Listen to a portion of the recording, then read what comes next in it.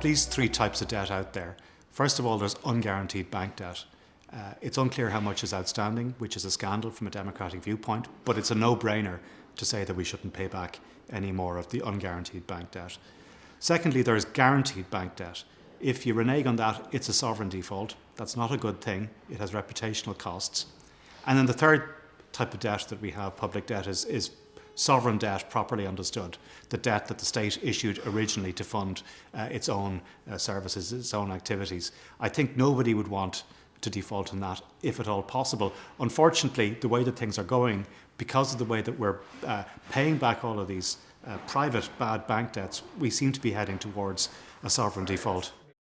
The big lesson from history in terms of insolvent countries is that if you are insolvent, then the sooner you recognise this and deal with the problem, the better. We have a credible plan in place to tackle the underlying deficit, the fact that the government is spending more money than it's getting in.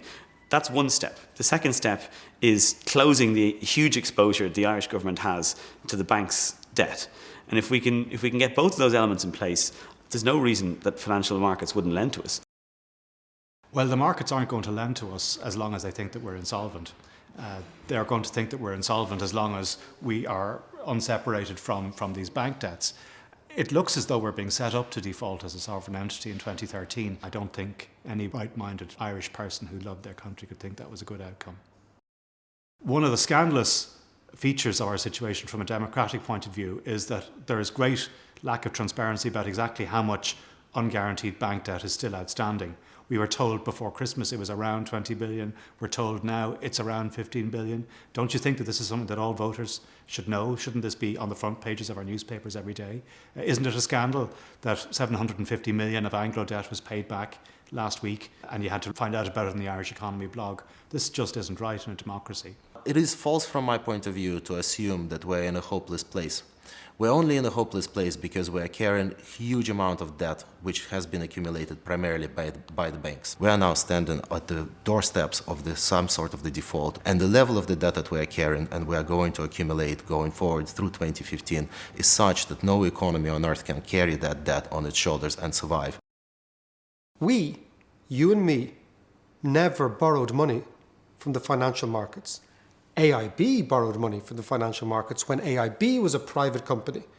Now, the last time I looked at my passport, it had a harp on the front. It didn't have the logo of AIB. So we, the Irish state, and AIB are not the same thing. If we look at our debts, with the bank debt included, our debt GDP ratio is above 100%.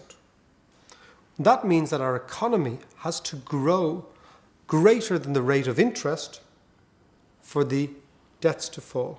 But the rate of interest we know is 5.7%, and the economy can hardly grow at 1%. So we're just going to go bust slowly. And the worst thing about a slow bust in Ireland, it means more immigration, more unemployment.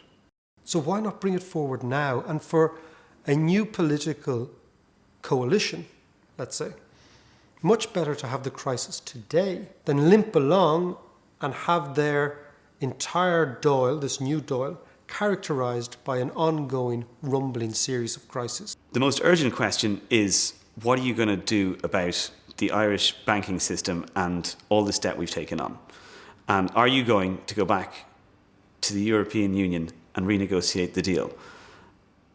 That needs to be a promise, a platform for anyone getting into government. This is the beginning of the recovery. We have nothing to fear. This country can grow incredibly strongly and can give a good life to the majority of its citizens. We don't necessarily need to feel that we have failed. In fact, we could succeed by just changing our mindset. Think about it. Corporate America has invested more money in Ireland than it has done in China and India combined. If you want to set up anything in the high-tech space, all the big companies are here. If you're into social media, for example, your Facebook, your eBay, your Google, all these things are here. The base exists in Ireland. The foundations are strong. We just have to clear up two issues. One is the banks, which we can do at the stroke of a pen. And the other then is to put together a 4 or 5 year policy to bring down the budget deficit, which can be done. Lots of other countries have done it. We have nothing unique going on here that we can't fix.